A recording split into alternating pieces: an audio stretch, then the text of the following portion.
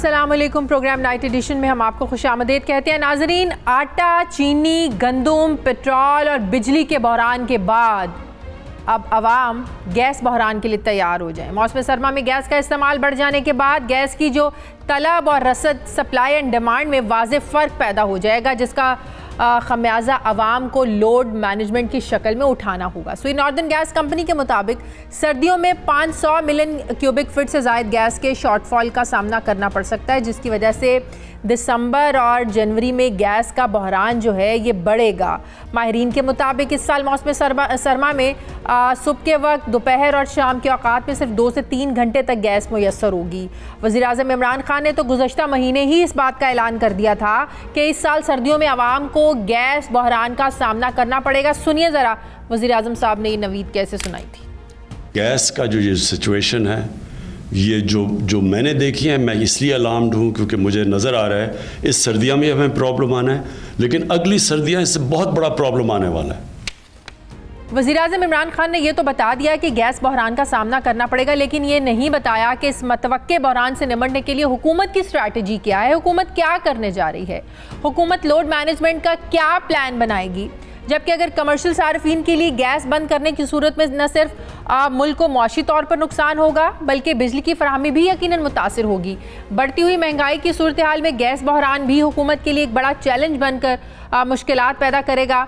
आपको नाज़रीन यहाँ पे ये भी बताएं कि मुल्क में पहली बार ये गैस बहरान नहीं आएगा। घरेलू और कमर्शियल सार्फिन को गुज़श्ता 15 सालों से गैस के प्रेशर में कमी का सामना रहा है, लेकिन किसी भी हुकूमत ने इस मामले पर खुसूसी तवज्जो नहीं दी।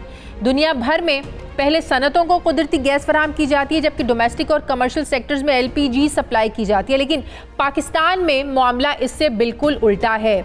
यहाँ कुदरती गैस पहले डोमेस्टिक और कमर्शियल सार्फिन को दी गई है, जबकि सनतों को गैस से महरूम रखा गया, जिससे मुल्क को मौशी तौर पर अरबों रुपए का नुकसान होता है।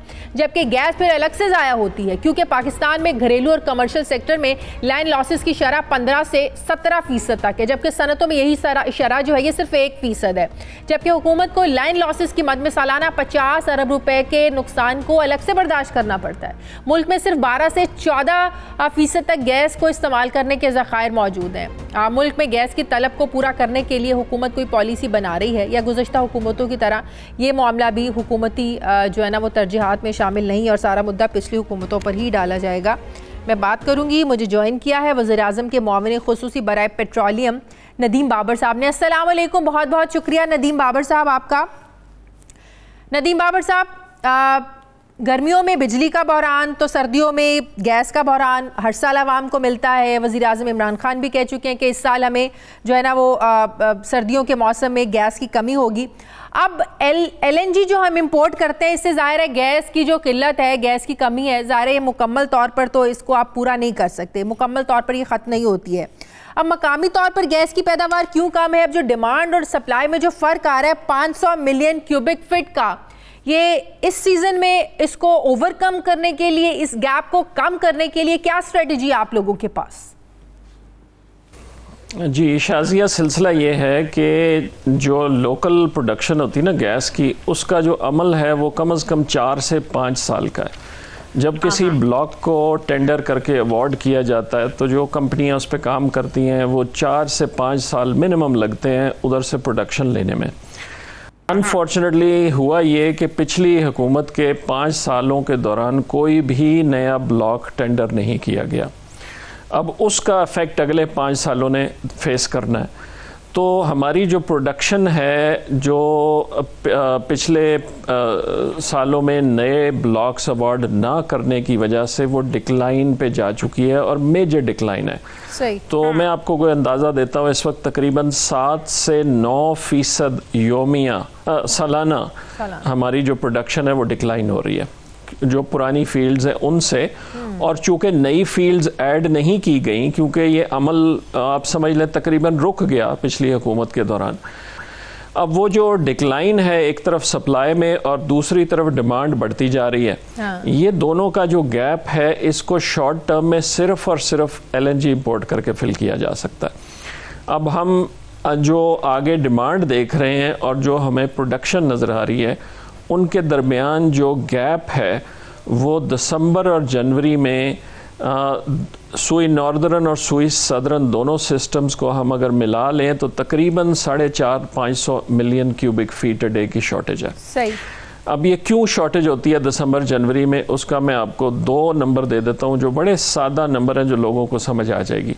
सुई नॉर्दर्न के सिस्टम में जो डोमेस्टिक कंजम्पशन है, रेजिडेंशियल कंजम्पशन, वो इन 2 महीनों में 3 गुना हो जाती है, क्योंकि सर्दी का मौसम है। और सुई नॉर्दर्न में आपको मालूम है कि केपी का सारा एरिया है, नॉर्दर्न पंजाब का सारा एरिया है जहाँ सर्दी काफ़ी होती है, तो उसकी वजह से रेजिडेंशियल डिमांड जो तकरीबन 500-525 होती है गर्मियों में, वो बढ़ के 13,500, 14,000, 1,500 तक चली जाती है। ठीक है।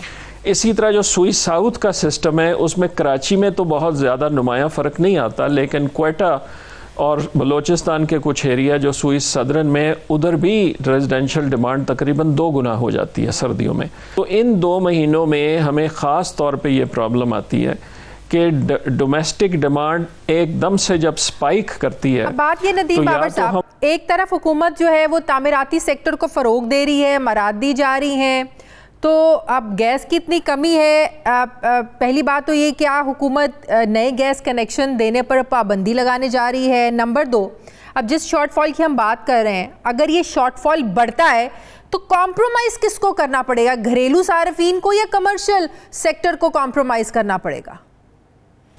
अच्छा, मैं जो आपने 2 सवाल पूछे, मैं पहले सवाल का थोड़ा सा जवाब दे दूं पहले, फिर ये कॉम्प्रोमाइज़ कौन करेगा उस पे आते हैं। देखें, ये कई साल पहले हुकूमत ने एक फ़ैसला किया कि डोमेस्टिक गैस प्रोडक्शन चूँकि कम हो रही है तो नए कनेक्शंस पे एक लिमिट लगा दी गई। ये लिमिट एडमिनिस्टर करता है ओगरा, जो इंडिपेंडेंट रेगुलेटर है। सो आज हमारे कानून के तहत, ओगरा के रूल्स के तहत, हम 4 लाख से ज़्यादा नए कनेक्शन नहीं दे सकते सालाना। ठीक। अगर आप टोटल पेंडिंग कनेक्शंस की लिस्ट देखें तो आज तकरीबन 28-29 लाख है। सो ये कहना गलत है कि नए कनेक्शन हम बंद कर रहे हैं इस गवर्नमेंट में या नहीं दिए जा रहे। नए कनेक्शंस पे जो लिमिट लगी हुई है पहले से 4 लाख की, वही लिमिट चल रही है। हम कोशिश कर रहे हैं कि इसको थोड़ा सा तरमीम कर लिया जाए। नए कनेक्शन आज भी लग रहे हैं, लेकिन चूंकि वॉल्यूम बहुत ज़्यादा है पेंडिंग कनेक्शंस का, तो लोगों को लगता है कि जी कई साल इंतज़ार करना पड़ता है, क्योंकि ये हमारी सिचुएशन है इस वक्त सप्लाई की। अब सवाल आपका जो दूसरा है कि जब सप्लाई और डिमांड में गैप आएगा तो किसकी गैस काटी जाएगी, किसको कॉम्प्रोमाइज़ करना पड़ेगा। इस पे मैं आपको बताता चलूँ कि हमने इन सर्दियों के लिए बहुत जामे एक मंसूबा बनाया, और आपने देखा होगा कि पिछले कई महीनों से हम हुकूमत सिंध के पीछे पड़े हुए थे कि हमें वो एक राइट ऑफ वे दे दे। जो एक हमने 17 किलोमीटर की नई लाइन डालनी थी, उन्होंने हमें लेटर की सूरत में तो कह दिया है कि जी आप इस पे काम शुरू कर दें। अभी सिंध कैबिनेट ने शायद उसको अप्रूव नहीं किया, लेकिन हमने उनकी लेटर की बेसिस पे अपनी तरफ से मोबिलाइजेशन शुरू कर दी है। क्यों हम करना चाह रहे हैं? ये इसलिए करना चाह रहे हैं कि जो दोनों हमारे टर्मिनल्स हैं वो तकरीबन 1200 MMCF की हमारे उनके साथ कॉन्ट्रैक्ट और 1200 की ही पाइपलाइन। नून लीग जी हम इन्हीं टर्मिनल से 1350 तक ले सकते हैं। उसके लिए हम ये नई पाइपलाइन डालना चाह रहे हैं, और हमें उम्मीद है कि इंशाल्लाह ये दिसंबर के वस्त में बन जाएगी। उस सूरत में जो कमी है वो हम उसको इतना रिड्यूस कर लेंगे, इतना मैनेज कर लेंगे कि डोमेस्टिक सेक्टर को शायद सर्दियों में जो प्रेशर के इश्यूज थोड़े बहुत आते हैं वो तो फिर भी आएंगे, लेकिन अब डोमेस्टिक सेक्टर को काट नहीं रहे होंगे किसी सूरत भी। इसी तरह हम जो एक्सपोर्ट इंडस्ट्री है उसकी कोई गैस हम कहीं नहीं काटेंगे। जो जनरल इंडस्ट्री है उसमें हमें कोशिश करनी पड़ेगी कि हफ्ते में 1 दिन उनको रिड्यूस कर दें। इसी तरह जो CNG है उसको हफ्ते में 1 या 2 दिन रिड्यूस करके, इंशाल्लाह हमारा प्रोग्राम यही है कि हम आम सारिफ को, घरेलू सारिफ को गैस की इस दफ़ा बंदिश का सामना नहीं करना पड़ेगा। आइसोलेटेड प्रेशर इशूज ज़रूर आएंगे, क्योंकि जब डिमांड बढ़ जाती है और आप लाइन के एंड पे हैं तो प्रेशर ड्रॉप होगा, ये लाजिम सी बात है। लेकिन किसी भी घरेलू एरिया में लाहौर जो आप गैस पाइपलाइन की बात कर रहे हैं, इस पर तो मैं आपसे बात करती हूँ। लेकिन उससे पहले ज़रा ये बताइएगा कि आप लोगों की हुकूमत ने भी तीसरा और चौथा टर्मिनल लगाना था ताकि ज़ाहिर है जो गैस की ज़रूरियात है उसको पूरा किया जा सके, लेकिन कहा जा रहा है कि कुछ पॉलिसीज़ ऐसी बनाई गई हैं जिनमें बहुत ज़्यादा हर्डल्स है, जिसकी वजह से बहुत सारी कंपनियां जो इस कंसोर्शियम का हिस्सा बनना चाहती हैं वो छोड़ कर जा रही हैं। नून लीग तो आप पर इसलिए क्रिटिसाइज़ करते हैं कि वो कहते हैं जो हमने तो 15 महीने की कलील मुद्दत में, बहुत कम अरसे में एक टर्मिनल मुकम्मल करके उसको ऑपरेशनल भी कर दिया था। आप लोगों को तो 28 माह हो चुके हैं आए हुए, आप लोगों ने जो 2 टर्मिनल लगाने थे वो कहाँ तक पहुंचे है आप लोगों का काम? ये जो आपका सवाल है ना, ये बिल्कुल इन्वर्टेड सवाल है। मैं आपका जवाब दे देता हूँ। अगर आज हुकूमत तय कर ले कि जी हुकूमत ने अपने पैसे से, अपनी गारंटी से सारे काम करने हैं, तो हम भी ये कल लगा लेते हैं नया टर्मिनल। आपको मालूम है कि ये जो दोनों टर्मिनल लगे हैं इनको हमने तकरीबन $500,000 पर डे की कॉस्ट देनी होती है, चाहे हम इसको इस्तेमाल करें या ना करें। और अगर हम पिछले 4 सालों में वो पीरियड देखें जब इनकी पूरी इस्तेमाल नहीं हो रही थी, तो हम $150-200 मिलियन से ज़्यादा दे चुके हैं इन टर्मिनल्स को उस वक्त के लिए जब ये नहीं चल रहे थे, इनकी ज़रूरत नहीं थी। सो हुकूमत ने एज अ पॉलिसी डिसीजन तय किया, इस हुकूमत ने, कि चूँकि प्राइवेट सेक्टर में इन्वेस्टर्स राज़ी हैं ये लगाने के लिए, तो ये हुकूमत को ये फिक्स्ड ऑब्लिगेशन $500,000 पर डे की नहीं लेनी चाहिए। सही। इसलिए हमने तमाम पॉलिसीज़ चेंज की हैं। अगर हम ये ना करें और हम तय करें कि जी ठीक है हमारे पास इतने पैसे हैं, इतने डॉलर हैं कि 2 नए टर्मिनल लगा लेते हैं और उनको भी $500,000 हुकूमत रोज़ का देती रहे, और चाहे वो चले ना चले, 50% चले, 30% चले, कोई बात नहीं, हम बहुत अमीर मुल्क हैं, तो फिर जो आप बात दुरुस्त कर रही हैं, जो क्रिटिसिज्म कर रही हैं, बिल्कुल दुरुस्त होगा। लेकिन हकीकत इसके बिल्कुल बरअक्स है। हमारे पास जो फाइनेंशियल पोजीशन है, जो भी पॉलिसीज़ थी पास्ट की, उनकी वजह से ये मुमकिन नहीं है कि हुकूमत इस तरह की गारंटीज़ दे और $500,000 रोज़ के दे नए टर्मिनल्स के लिए जो 30-40% चल रहे हों। इसलिए हमने पॉलिसीज़ चेंज करके प्राइवेट इन्वेस्टर्स को कहा कि गवर्नमेंट की कोई फाइनेंशियल गारंटी नहीं है, आप अपने तौर पे लगाएं। लेकिन मैं आपको ये भी बताता चलूं कि जब आपने ये कहा ना कि जी 15 महीने में टर्मिनल लग गया, आप जरा रिकॉर्ड उठा के देख लें, पहले टर्मिनल को 8 साल लगे थे। From the time the government started working on it to the time it got completed, 8 साल लगे थे। फिजिकल कंस्ट्रक्शन 15 महीने की थी, लेकिन 8 साल लगे थे फ्रॉम द फर्स्ट टाइम। अच्छा, हम तो ये चाह रहे हैं, हमने अपने प्रोग्राम में ये खबर ब्रेक की थी, शेयर की थी अपने नाजरीन से, कि सुई नॉर्दर्न गैस कंपनी के बोर्ड ऑफ डायरेक्टर्स में एक रिपोर्ट पेश की गई है। उस रिपोर्ट में बताया गया कि कराची से लाहौर जो गैस पाइपलाइन है, इसकी तामीर जो है ये $1 अरब में की जा सकती है। इससे पहले जो इसका तखमीना लगाया गया था वो $2 अरब 70 करोड़ लगाया गया था। कहीं मैं गलत हूँ तो मुझे करेक्ट कीजिएगा। और कहा गया कि ये यानी सुई नॉर्दर्न गैस कंपनी की सिफारिशात पर अगर अमल किया जाता तो पाकिस्तान को $1 अरब 70 करोड़ की बचत होना थी। लेकिन हुआ क्या, जब जिस additional secretary petroleum division Ayub Chaudhry ने यह मंसूबा $1 अरब की लागत में तामीर करने के हक में नोट लिखा, क्योंकि यही जो कंपनी है सुई सर्दन, पहले भी इसी तरह का जो पाइपलाइन का मंसूबा है उसको तामीर करने का तजर्बा है इसी कंपनी के पास, तो 1 नंबर 1 उन्हें ओहदे से फारिग कर दिया गया। क्या इसकी यही वजह थी कि वो लागत कम बता रहे थे, लेकिन कुछ लोग हैं वो रूसी कंपनी को ज़बरदस्ती ये मंसूबा देना चाहते थे? Is it true? 3 बातें आपने की और तीनों सरीहन गलत हैं। अच्छा। और this is a classic case कि limited knowledge is the most dangerous. So मैं एक एक करके तीनों बातों का आपका जवाब दे दूँ। पहली बात यह कि बोर्ड ऑफ डायरेक्टर्स ऑफ सुई नॉर्दर्न ने किसी किस्म की कोई चीज़ अप्रूव नहीं की कि $1 बिलियन में ये काम हो सकता है। किसी किस्म की कोई चीज़ अप्रूव नहीं की। एक मेंबर ने कहा कि जी हमने पहले एक लाइन बनाई थी तो दोबारा क्यों नहीं बना सकते, और ये बात बिल्कुल दुरुस्त है, वो दोबारा बना सकते हैं। लेकिन जो उन्होंने अपनी तरफ से हवाई तखमीना लगाया, मैं उसको हवाई इसलिए कह रहा हूँ कि इस तरह के प्रोजेक्ट्स की फ़ाइनल कॉस्ट जब तक डिज़ाइन मुकम्मल ना हो, कोई भी शख्स उठ के कह दे बशमूल मेरे कि जी इसकी ये कॉस्ट है, तो उससे बड़ी नाजायज़ और गलत बात हो नहीं सकती। जब डिज़ाइन ही मुकम्मल नहीं है तो ये कहना कि जी $1 बिलियन में बन जाएगा, ये बिल्कुल सरीहन गुमराह करने वाली बात है। पहली तो बात ये हो गई। दूसरी बात, अगर आप ये सारे कागज़ उठा के देखें तो आपको नज़र आएगा कि जो बात उस वक्त सुई नॉर्दर्न के बोर्ड में हो रही थी, वो तो इस पाइपलाइन की जो हम बनाने जा रहे हैं, इस डिज़ाइन की, इस साइज़ की, इस कैपेसिटी की, इस रूट की हो ही नहीं रही थी। उन्होंने जो अपना एस्टिमेट किया वो 42 इंच की पाइप नवाब शाह से लाहौर की बात की। अच्छा। और कैसे एस्टिमेट किया, हमने तो रिपीटेडली उन्हें पूछा कि जी इसके पीछे आपके पास फीजिबिलिटी स्टडी क्या है, इंजीनियरिंग डिज़ाइन क्या है। They don't have anything. ये तो ज़बानी तखमीना है किसी का। मैं आपको आज ज़बानी तखमीना दे देता हूँ कि जी मैं $500 मिलियन में बना दूंगा, इसका मतलब ये 500 में बन जाएगी। अगर अयूब चौधरी साहब ने बोर्ड में कहा कि हाँ जी इसको देख लेना चाहिए, इसमें मैं तो सिर्फ इतना ही कहूँगा कि जी अगर तो अयूब चौधरी साहब के पास ये टेक्निकल स्किल है कि वो पाइपलाइंस बनाते रहे हैं दुनिया में, और वो पाइपलाइंस की कॉस्ट भी सही एस्टिमेट करते रहे हैं, और उन्होंने किसी एक शख्स के तखमीने को कहा ये बिल्कुल दुरुस्त है, ये बना ले, तो मैं तो हाजिर हूँ कि मेरी जगह अयूब चौधरी साहब को लगा दें। उन्होंने कहा जी आप ये पाइपलाइन बना लें, आपको 500, हमें 1 बिलियन से 100 मिलियन आपको प्रॉफिट दे देंगे, आप बना लें।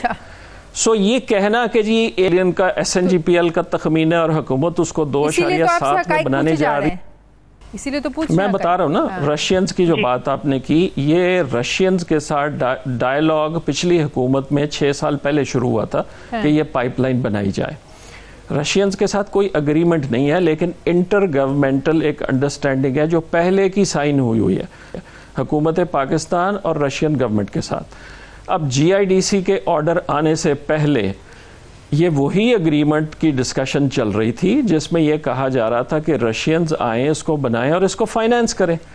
अब जब GIDC का ऑर्डर आ गया सुप्रीम कोर्ट का, तो हमने इस गवर्नमेंट में रशियंस को कहा कि हम GIDC के फंड्स यूज करेंगे, सही, आप हमारे साथ मिल के ये काम करें, कंस्ट्रक्शन हमारी ही कंपनियां करेंगी, आप पाइप हम बनाते नहीं है 56 इंच का या 48 इंच का, और आज तक इन दोनों कंपनियों ने 42 इंच से बड़ी पाइप लाइन कभी बनाई ही नहीं है। इनके पास वो वेल्डर्स ही क्वालिफाइड नहीं है कि जो ये कर सकें।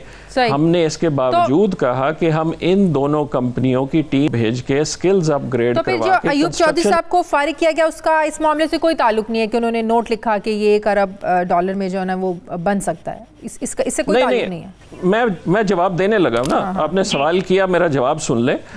सेक्रेटरी को ना इस मिनिस्ट्री में लाया गया था मिनिस्ट्री की रिक्वेस्ट पे, ना ही लाया गया था ये प्रोजेक्ट करने के लिए, और ना ही उनको हटाया गया इस मिनिस्ट्री की रिक्वेस्ट पे, और ना ही हटाया गया इस प्रोजेक्ट पे कमेंट करने के। ये एक नेचुरल अमल है। एस्टेब्लिशमेंट सेक्रेटरीज को आगे पीछे पोस्ट करती रहती है, और उनका इस SNGPL बोर्ड पे एक लेटर पे एक नोट लिख देने से, अगर इससे हुकूमतें बदलती हैं और इससे सेक्रेटरीज बदलते हैं, तो मैं इस पे और क्या कह सकता हूँ। इसका कोई ताल्लुक नहीं है इस चीज़ से।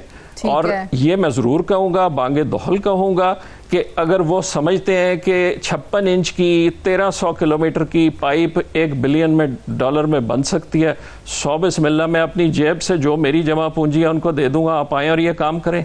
No technical capacity to evaluate such a thing. चले आप लोगों की इसीलिए पूछा, क्लैरिफिकेशन आनी चाहिए। खबरें चल रही थी, सवाल उठ रहे थे, आज आपकी क्लैरिफिकेशन आ गई, which is good। आगे बढ़ते हैं। जी, I'm happy to answer। चलें, अच्छी बात है। नदीम बाबर साहब, GIDC सुप्रीम कोर्ट का जो फैसला था, गैस इंफ्रास्ट्रक्चर डेवलपमेंट की मद में जो पैसे लिए गए थे, 500 अरब का मामला था, वो रिकवरी कहाँ तक पहुंची है? कितना कंपनी से रिकवर किया जा सके अभी तक? इसमें हुआ ये है कि काफ़ी सारे इंडस्ट्री ग्रुप्स ने रिव्यू पिटिशन फाइल की है, और उसकी कल से हियरिंग शुरू हुई है, कल भी हुई है, आज भी हुई है। अब सुप्रीम कोर्ट डिसाइड करेगा कि उस रिव्यू को उन्होंने किस हद तक एक्सेप्ट करना है। जिन लोगों के पास स्टे ऑर्डर्स नहीं हैं, वो पेमेंट्स कर रहे हैं, और कुछ लोग जो हैं वो पेमेंट्स स्टे ऑर्डर की वजह से नहीं कर रहे, कुछ ज़्यादा टाइम मांग रहे हैं। सो रिकवरी शुरू हो चुकी है। एग्जैक्ट नंबर तो इस वक्त मेरे पास मौजूद नहीं है, 1 महीना गुजर चुका है और कई लोग पेमेंट कर भी चुके हैं। लेकिन जब तक ये रिव्यू पिटिशन सुप्रीम कोर्ट इस पर डिसाइड नहीं करता, वो फुल स्केल रिकवरी उस वक्त तक शुरू नहीं हो सकेगी, क्योंकि कुछ फर्टिलाइज़र ग्रुप्स ने फाइल किया हुआ है, CNG ने फाइल किया हुआ है, जनरल इंडस्ट्री ने फाइल किया हुआ है। लेकिन इंशाल्लाह ये अगले 1 हफ्ते में कंक्लूड इस वजह से भी हो जाएगी कि आपको मालूम है कि रिव्यू पिटिशन सुप्रीम कोर्ट में उसी बेंच में लगती है जिसने ओरिजिनली फैसला दिया हो। सही। और जिस बेंच ने ये फैसला दिया है उसके एक ऑनरेबल जज कोई 8 दिन बाद रिटायर हो रहा है। सही। सो सुप्रीम कोर्ट की भी कोशिश यही होगी कि ये रिव्यू की डिसीजन उससे पहले हो जाए। सही। क्योंकि अगर वो रिटायरमेंट तक ना हुई तो फिर स्पेशल बेंच कॉन्स्टिट्यूट करना पड़ेगा। आखिरी सवाल का जाते जाते जवाब भी दे दें और आवाम को तसल्ली भी दे दें कि गैस मिलेगी आवाम को, घरेलू सार्फिन को कॉम्प्रोमाइज़ नहीं करना पड़ेगा, गैस मिलेगी भी और महंगी भी नहीं होगी, लोगों को पर बिलों का बोझ भी सर्दियों में गैस के जो बिल है उनका नहीं पड़ेगा। मैं चाहती हूँ कोई ऐसी खुशखबरी आवाम को सुना दें कि गैस मिलेगी भी और महंगी भी नहीं होगी। जी चंद दिन पहले BBC के इंटरव्यू में भी मैंने यही कंफर्म किया है कि गैस की प्राइस चेंज नहीं की जाएगी, रेट चेंज नहीं किया जाएगा।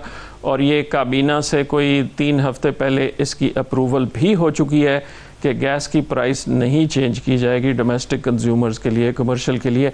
हाँ, ये ज़रूर है कि अगर सर्दियों में कोई दुगनी गैस इस्तेमाल करता है तो उसको दुगनी गैस की पेमेंट करनी पड़ेगी, लेकिन रेट इंक्रीज नहीं किया जाएगा। और जैसे मैंने अर्ज़ किया कि हमारी हद्दुल इम्कान कोशिश है कि डोमेस्टिक की कोई कटेलमेंट ना हो। प्रेशर इश्यूज़ आते हैं टेल एंड पे, वो हमारी टीमें इस वक्त आपको मालूम है कि हम PR कैंपेन भी लॉन्च कर चुके हैं कि गैस को प्रॉपर तरीके से इस्तेमाल किया जाए। इंशाल्लाह बेहतरी होगी और डोमेस्टिक कंज्यूमर्स को कोई कटेलमेंट का शुक्रिया। वज़ीर-ए-आज़म के मुआविन खुसूसी बराए पेट्रोलियम नदीम बाबर साहब मेरे साथ थे। मुझे प्रोग्राम में नाज़रीन एक ब्रेक लेनी है, वापस आते हैं छोटे से वक्फे के बाद।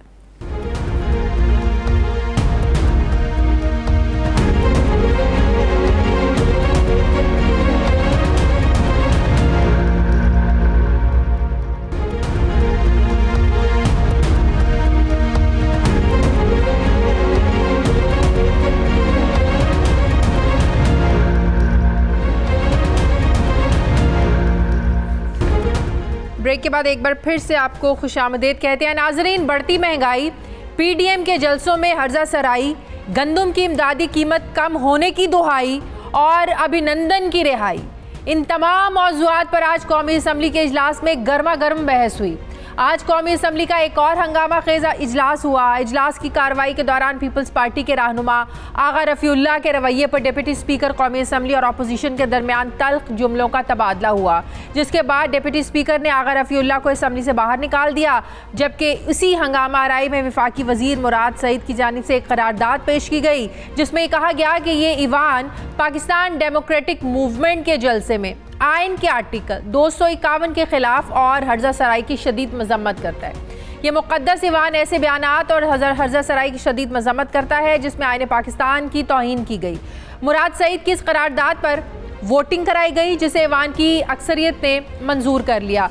जबकि आज इसी इजलास में मुस्लिम लीग नून के रहनुमा अयाज सादिक ने अपनी तकरीर में ये इल्ज़ाम लगाया कि अभिनंदन को भारत वापस भेजने पर हुकूमत ने घुटने टेके। शाह महमूद कुरैशी की टांगें कांप रही थी उस मीटिंग में, जिस मीटिंग में ये सारा फैसला हुआ। पसीने में वो शराबूर थे उस मीटिंग का जब वो अहवाल बता रहे थे तो उन्होंने ये कहा। अयाज सादिक के मुताबिक शाह महमूद कुरैशी ने कहा कि भारत आज रात 9 बजे हमला कर देगा, अभिनंदन को वापस जाने दें। अब सवाल ये है कि एक ऐसे वक्त में जब भारतीय मीडिया पाकिस्तान के खिलाफ झूठी खबरें फैलाकर मनफी प्रोपेगेंडा ऑलरेडी कर रहा है, अयाज सादिक साहब की जानिब से इस किस्म के बयानात देने का ऐसे मौके पर आखिर मकसद क्या है? एक तरफ जहां हुकूमत अपोजिशन को एहतजाज के जमहूरी उसूल सिखाना चाहती है, तो वही पीपल्स पार्टी के रहनुमा राजा परवेज़ अशरफ ने वफाकी वज़ीर की तनकीद को हत्वे तनकीद बनाया और कहा कि अगर आप पाकिस्तान डेमोक्रेटिक मूवमेंट को गैर आइनी करार देते हैं तो आप अपने आप को कैसे आइनी करार देंगे? क्या हम ये कहें कि इस वक्त मुल्क में जमहूरियत नहीं है? कौन सा आईने पाकिस्तान है जो आवाम को रोकता है कि वो अपना एहतजाज ना करें? PDM के जलसों में होने वाली तकरीर पर सियासी तज्जियाकारों की अब जो राय है वो मुख्तलिफ है। मुल्क का एक बड़ा तबका ये समझता है कि आज़ाद बलूचिस्तान की बात करना और रियासती इदारों को हत्वे तनकीद बनाना मुल्क दुश्मन एजेंडे की नुमाइंदगी करता है, जबकि दूसरा तबका ये समझता है कि वोट को इज्जत दो या सिविलियन बालादस्ती की बात करना रियासत से बगावत या गद्दारी नहीं, बल्कि रियासती इदारों को आईनी हुदूद में काम करने के लिए तैयार करना ही जमहूरियत की जीत है। ये दूसरी आ रहा है जो मुख्तलिफ एक दूसरे तबके की तरफ से आ रही है। अब मौजूदा हुकूमत जो खुद माजी में 126 दिन का धरना दे चुकी है, सिविल नाफरमानी की तहरीक चला चुकी है, इसे इस किस्म की मजम्मती करारदादें क्या पेश करनी चाहिए? आज कौमी असम्बली में सियासी बयानिए से हटकर हुकूमत की दरामदी पॉलिसी को भी हत्वे तनकीद बनाते हुए ख्वाजा आसिफ ने कहा कि ये कैसी ज़रई पॉलिसी है कि वो चीज़ें जिनमें हम खुद कफील थे आज उन्हें हम दरामद कर रहे हैं और पाकिस्तान में इनकी बहुत किल्लत है और ये कीमतें भी इतनी ज़्यादा बढ़ गई हैं कि कभी नहीं सुनी थी। ख्वाजा आसिफ ने गंदम की कीमत 1600 रुपये फ़ी मन मुकर्रर करने की मुखालिफत करते हुए कहा कि गंदम की कीमत 2000 रुपये फ़ी मन मुकर्रर की जाए। गुज़श्ता रोज़ स्पीकर पंजाब असम्बली चौधरी परवेज़ इलाही ने भी गंदम की इमदादी कीमत 2000 रुपये मन मुकर्रर करने का मुतालबा किया। तब ज़मीनी हक़ाइक़ तो ये बताते हैं कि एक तरफ हुकूमत किसान को रिलीफ देने के लिए तैयार नहीं है, तो दूसरी तरफ मुल्क में महंगाई जो है ये बेकाबू है। हुकूमत इसको कैसे कंट्रोल करेगी? कैसे फिर दावे कर रही है हुकूमत कि हम इसको कंट्रोल करेंगे? वज़ीर आज़म और वफाकी काबीना लगता तो ऐसे है कि महंगाई के आगे अब बेबस हैं। वफाकी वज़रा तो महंगाई का तमाम तर जो मलबा है ब्यूरोक्रेसी के कंधों पर डाल रहे हैं, मगर हकीकत यह है कि पहले दिन से ही हुकूमत ने महंगाई के खिलाफ इंतज़ामी मशीनरी इस्तेमाल करने की बजाय टाइगर फोर्स को इस्तेमाल करने को तरजीह दी। शायद इसी महंगाई को बुनियाद बनाकर अब PDM हुकूमत को घर भेजने के लिए अपनी कोशिशों को तेज़ कर रही है। क्या वो इसमें कामयाब हो पाएगी?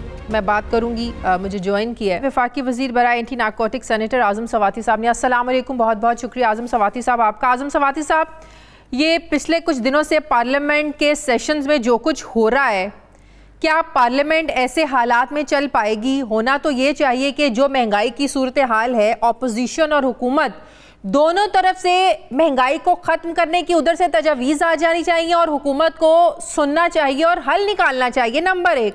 नंबर 2, हम देखते हैं कि अभी तक हम बात कर रहे हैं कश्मीर को बेच दिया, कश्मीर के खून से गद्दारी की, आज़ाद बलूचिस्तान का नारा लगा दिया, हम NRO नहीं देंगे। फिर दूसरी बात, PDM की तहरीक के खिलाफ करारदादें लाई जा रही हैं। आप लोगों ने भी 126 दिनों का धरना दिया था। इन इकदामात से लग रहा है कि हुकूमत PDM की तहरीक को बड़ा भाव दे रही है, बड़ी इंपॉर्टेंस दे रही है। लगता है कि हुकूमत हिल रही है, हुकूमत को शायद कोई खौफ है। नहीं, कतन कोई नहीं। खौफ जो है उनको होता है कि जिनके हाथ जो है करप्शन की गंगा के अंदर जिन्होंने अपने हाथ धोए हैं, मेरा ख्याल है जिनके मुंह स्याह हुए हैं। अल्लाह ताला का शुक्र है कि इस किस्म की कोई बात नहीं है।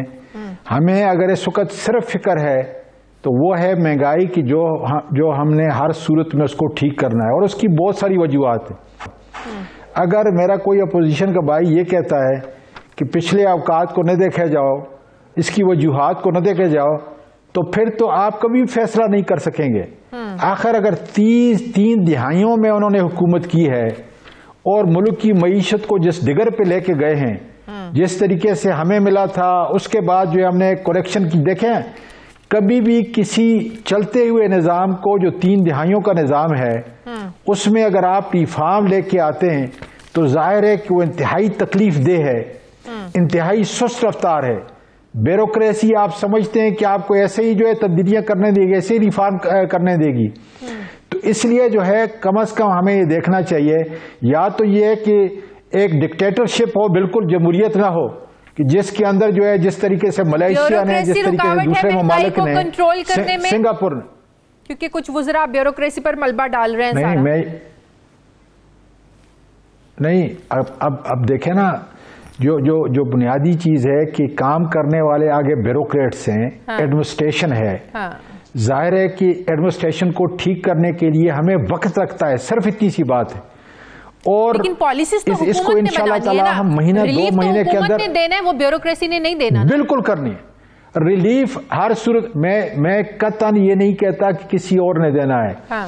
अब जाहिर है कि ये जो बात है, महंगाई को हमने टैकल करना है, हम टैकल कर रहे हैं। जाहिर है कि जो ज़ख़ीरा अंदोज़ी है, मसनूई किल्लत है, उसको हम दूर कर रहे हैं।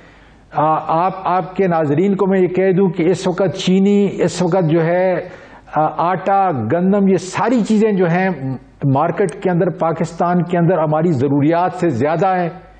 हम और मंगा रहे हैं ताकि किसी तरह की जो है खुराक के मामले में इन्फ्लेशन, जो फूड इन्फ्लेशन है, उसको खत्म करने में हम अपना कलेजी किरदार अदा कर रहे हैं। लेकिन जाहिर है आज आप अपने किसान को खुश रखें और किसान को सपोर्ट प्राइस एटलीस्ट उतनी दें कि वो खुश होकर जो है काम कर सके, हमारी जो पैदावार है वो ज्यादा बढ़ सके। यहाँ के काश्तकार को, किसान को हम 2000 रुपया सपोर्ट प्राइस पर मन देने को तैयार नहीं है, और रशिया से जब हम लोग मंगवाते हैं 2500 रुपए फी मन मंगवाते हैं। क्या वजह है अपने किसान को सपोर्ट नहीं करते हैं, बाहर के किसान को हम इतना पैसा दे रहे हैं? तो ये तो डीमोरलाइज करने वाली बात है अपने किसान को।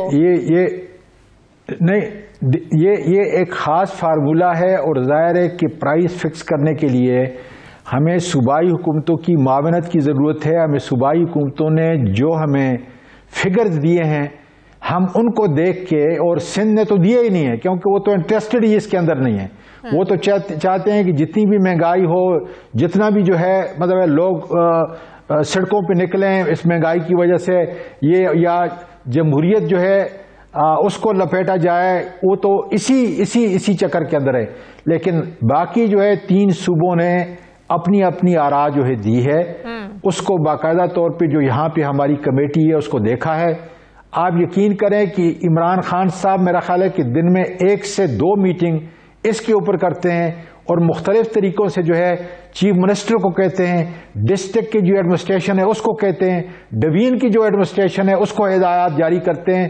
खुद 3-4 दिन पहले यहाँ सीएम साहब मेरे घर पे आए तो मैंने भी उनको कहा कि हमने खड़े होकर इमरान खान की हुकूमत के लिए आवाम को सहूलत देनी है, उनकी दहलीज पे देनी है, और फूड इन्फ्लेशन का कोई जवाब नहीं बनता।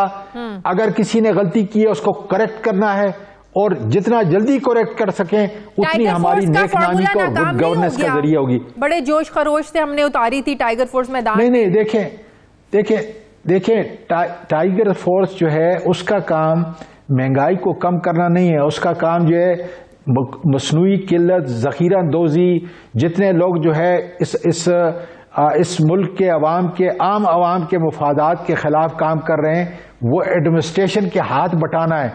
कतन भी टाइगर फोर्स जो है जाकर न तो प्राइस कंट्रोल कर सकती है, न वो किसी को कह सकती है कि तुम क्यों करते हो, क्योंकि ये एडमिनिस्ट्रेशन का काम है। हाँ, हमारा बल्दियाती इदारे अगर मौजूद होते, बल्दियाती इदारे जो है इस वक्त ग्राउंड के ऊपर होते, तो जरूर ये उनका काम था, उन मेंबरों का काम था कि वो हुकूमत के हैसियत मजबूत करना, उन्हें इख्तियारात देना, इख्तियारात निचली सतह तक देना, इंतखाबात करवाना। अब ये भी आप लोगों का काम है ना? ये पहले भी इस तरह हुआ है, आज अगर हुआ है तो ये कोई अनोखी बात नहीं है। पहले भी जो है जिस तरीके से हमने बल्दियाती इदारों को चलाया है, मेरा ये ख्याल है कि इस सिलसिले के अंदर अब हम सबको मिलकर, अपोजिशन को ये चाहिए कि वो बल्दियाती इंतखाबात के लिए बजाय इसके कि अपनी की हुई चोरी और अपने किए हुए करतूतों पर पर्दा डालने के लिए वो सब इकट्ठे हो गए। मैं आपको याद दिलाऊं, इमरान खान एक ही बात करता था कि जब एहतसाब का अमल कानून और आइन के मुताबिक होगा तो ये सारे चोर जो है इकट्ठे हो जाएंगे। आज आप सारे देख लें कि जितने जेब कुतरे हैं, मेरा हाल है, और उसने इमरान खान ने आज लाहौर के अंदर जो है बड़ा अच्छा लफ्ज इस्तेमाल किया है कि आवाम के जेब पर डाका डालने वाले आज सारे इकट्ठे हो चुके हैं। आप खुद यकीन करें कि अगर जरदारी की लूटी हुई माल, अगर एक मिनट जरा, अगर एहतजाज करना बिल्कुल जायज है, लेकिन एहतजाज कर रहे हैं अपनी लूटी हुई दौलत को बचाने के लिए। ये अगर जेब कुतरे जितना इन्होंने मुल्क के गरीब के आवाम पे डाका डाला है, उनकी जेबों में डाका डाला है, अगर ये मुल्क के खजाने को दे दें तो महंगाई भी खत्म हो जाएगी, हमारी मईशत भी जो है बेहतर तौर पे चल जाएगी। इसलिए कि हम बैरूनी मुल्क के जो कर्जे हैं, अंदरूनी मुल्क के जो कर्जे हैं जो इनके लिए हुए हैं, वो कम अज कम उसकी अदायगी जो है हम कर देंगे। देखें, 20 अरब डॉलर का करंट अकाउंट डेफिसिट, ये कोई छोटी रकम नहीं है। और खजाने में क्या छोड़ के गए, किससे हम जो है ये कर्जा अदा करते। अब जाहिर है, और फिर बिजली के निर्ख जो है, गैस के निर्ख जो ज्यादा हो रहे हैं, वो देखें, ये अगर डाका नहीं है तो जिस हिसाब से इन्होंने ये कॉन्ट्रैक्ट किया, जरा मेहरबानी करके उन कॉन्ट्रैक्ट को देख लें। अगर 17 रुपए का कॉन्ट्रैक्ट है, 14 पे हम बिजली देंगे, दोनों तरफ से अपने रवैयों को दुरुस्त करने की जरूरत है आजम सवादी साहब। लेकिन आप लोगों को भी चाहिए ये गद्दारी के सर्टिफिकेट बांटना, हुब्बुल वतनी पर एक दूसरे के सवालात उठाना, चाहे वो अपोजिशन है चाहे वो हुकूमत है। आपको नहीं लगता अब ये सिलसिला बंद होना चाहिए? मुझे बीबी खाली ये बताएं, और मेरा ख्याल है कि आपके नाजरीन आपके संजीदा सवाल को अप्रिशिएट करेंगे जी, कि अगर इमरान खान के जलसे में आज़ाद बलोचिस्तान की बात की जाती है तो ये हमारे लिए क्या शर्मिंदगी नहीं है? क्या यही बात जो है वो मोदी नहीं कर रहा? क्या यही बात इसराइल नहीं कर रहा? क्या यही बात दूसरे हमारे दुश्मन नहीं कर रहे? किसकी जबान ये बोल रहे हैं? जो मुश्किलात इस वक्त पाकिस्तान को अंदरूनी और बैरूनी तौर पे जो है वो दरपेश हैं। एक मासूम बच्चों का मदरसा जो दीनी तालीम हासिल कर रहे हैं, वहां पे अगर बम का धमाका होता है, उसको उड़ाया जाता है और बच्चों के लाशों के लोथड़े, उनके जिस्म के लोथड़े जो है खून से भरे हुए जगह जगह पे जाते हैं। 10 आदमी उसके अंदर शहीद होते हैं, 70 से 80 जो है मासूम बच्चे जो है शहीद होते हैं। इन हालात के अंदर आजाद बलोचिस्तान और फिर नवाज शरीफ जो इस वक्त कौम का और अदालत का भगोड़ा है, वहां लंदन में बैठ के जो है बातें करता है अपने मुल्क के खिलाफ। साहब ने कहा था और कि हकानी जो ये उनकी गलती से उनके मुंह से अल्फाज जो है वो अदा हो गए, उन्होंने अपने अल्फाजों को वापस लिया। मैं ये कह रहा हूं ना कि नवाज शरीफ को कहना चाहिए, जरदारी को कहना चाहिए, बिलावल को कहना चाहिए कि ताकि ये तौबा करें।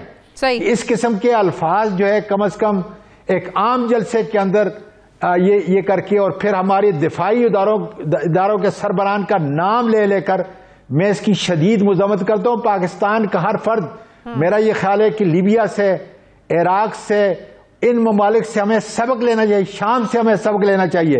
मैं आपको एक वाकया बताऊं, ये उस वक्त की बात है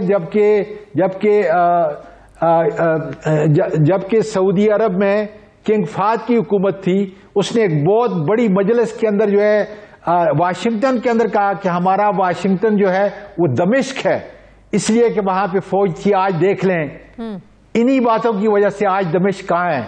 वहां आज हमारे शाम के बच्चे और भाई जो हैं किस मुल्क में जो है इस वक्त कसम पुरसी की हालत के अंदर हैं। हमें इन हालात से सबक लेते हुए अपने दिफाई इदारों के साथ खड़ा होना चाहिए और उनकी इज्जत और एहतराम करना चाहिए। बहुत बहुत शुक्रिया सेनेटर आजम साहब मेरे साथ थे। नाज़रीन, मुझे प्रोग्राम में एक ब्रेक लेनी, वापस आते हैं छोटे से वक्फे के बाद।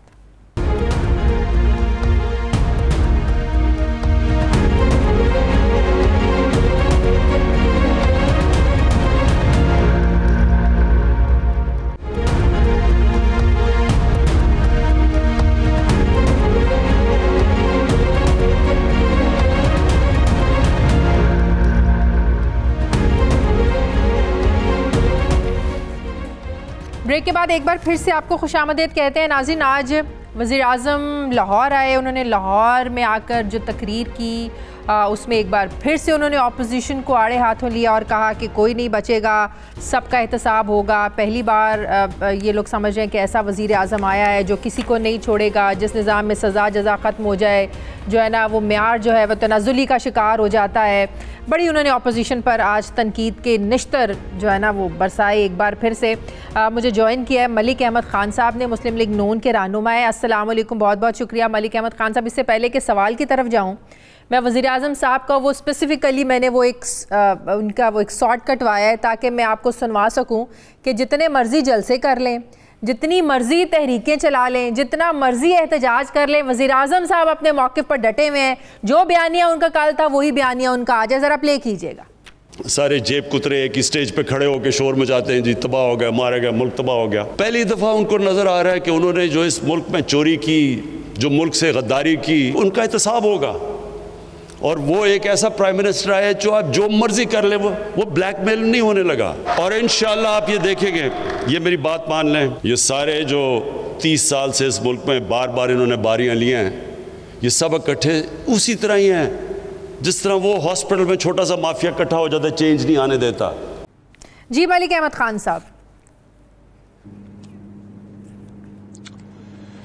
जी आपका बहुत शुक्रिया। देखिए, बद तहजीबी का तो कोई इलाज नहीं है। अगर एक शख्स एक बिल्कुल मेयार से गिरी हुई गुफ्तगू करे और वो बदकिस्मती से मुल्क का वज़ीर आज़म भी हो, तो फिर वो does not merits a comment even.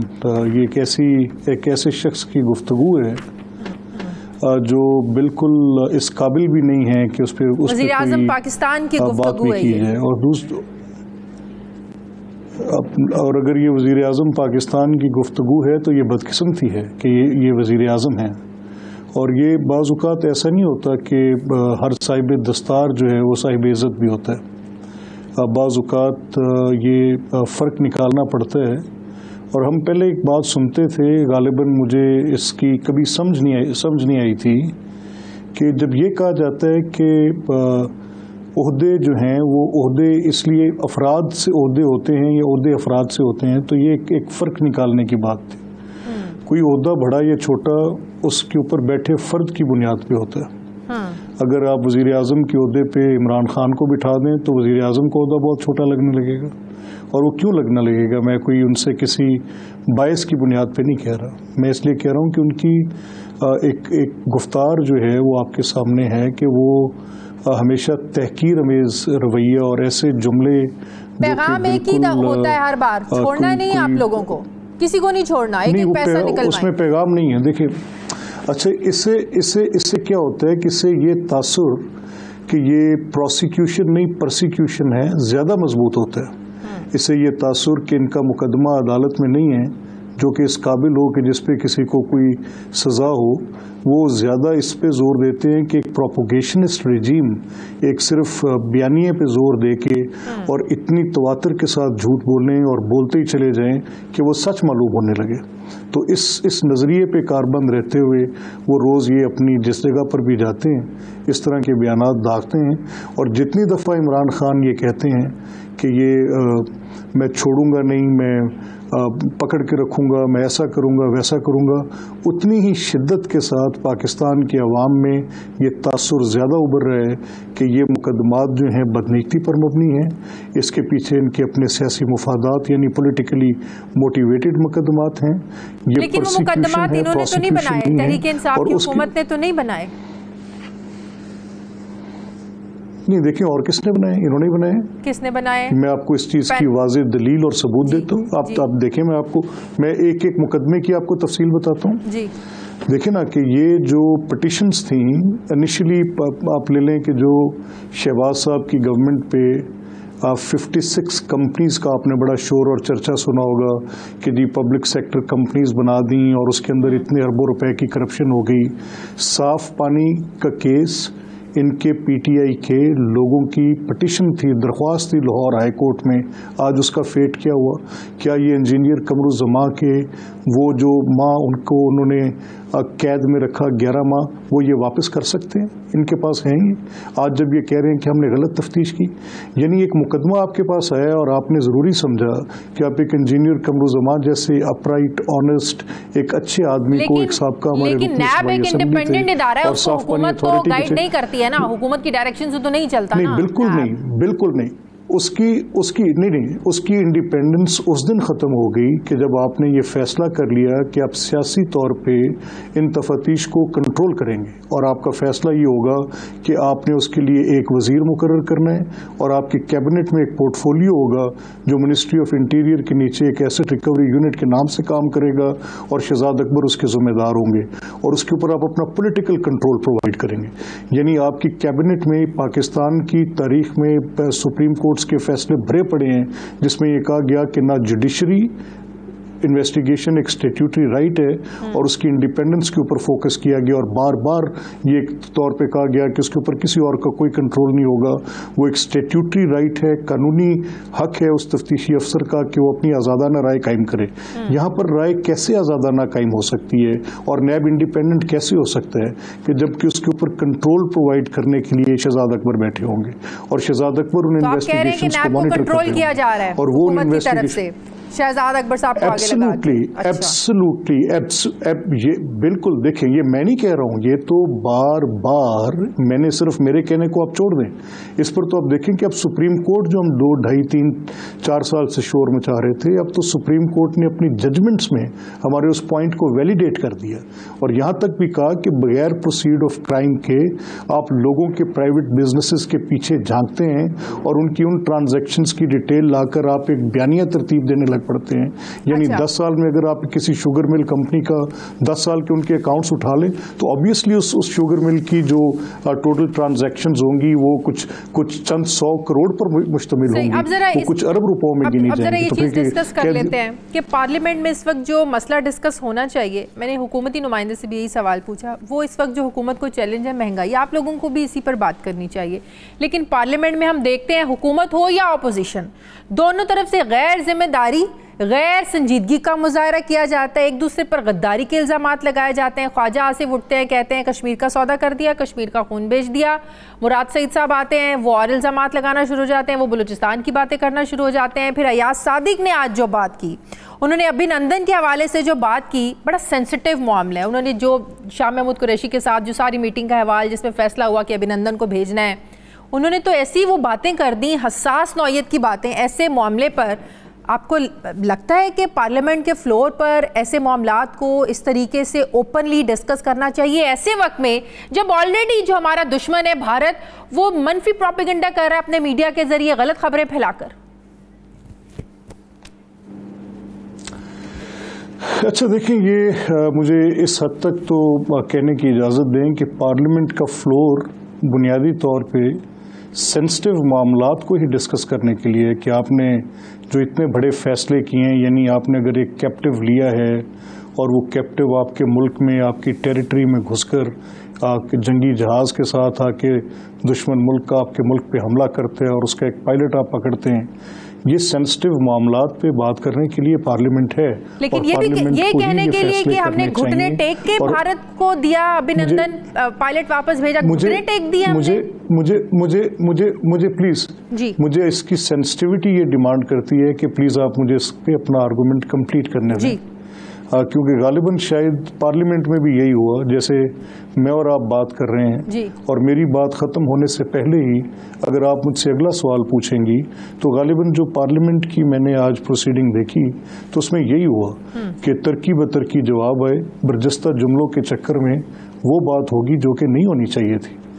मेरा ये ख्याल है कि इस मामले में एहतियात का दामन रहना चाहिए। हसास मामलात हैं और वो जो हमारी नेशनल सिक्योरिटी के मुतल्लिक मामलात हैं उसको बड़ा केयरफुली उस पर गवर्नमेंट और अपोजिशन को दोनों को एहतियात का दामन हाथ से नहीं जाने देना चाहिए। ठीक है, तो इसका मतलब है कि आज के बाद आप लोगों की तरफ से भी और हुकूमत दोनों तरफ से इस तरह के हसास नौयत के जो मामलात हैं वो इस तरीके से डिस्कस नहीं होंगे कि जो दुश्मन है वो इसको इस्तेमाल कर सके।